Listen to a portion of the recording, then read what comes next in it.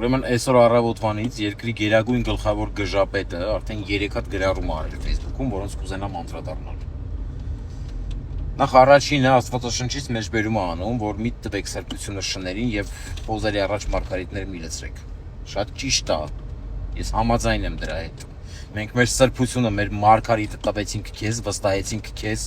քո նման խոզին, որը տարար հանձնեցիր, հազարավոր ծնողներ իրենց լույս երեխեքին, իրենց մարգարիտներին ու սրբություններին վստահեցին քեզ, տարար գլուխները կերար այդ երեխեքին։ Երկրորդ, դու ասում ես, որ գրառման մեջ վեհարանը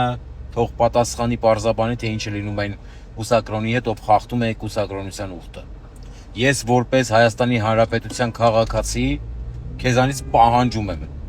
որ դու բացատրես, պարզաբանես, ինչ է լինում այն երկրի ղեկավարի հետ, ով խախտում է սահմանադրական կարգը, որի վրա երդվել էր, որ պետք է պահի։ Եվ երրորդ, որ անիմաստ գրառում, վեհարանը վեհի։ Բայց չգիտի ինչ պատասխանի սա, գժի գրառում էլի։ Կառավարական առանձնատունը Նիկոլի դե պատասխանի։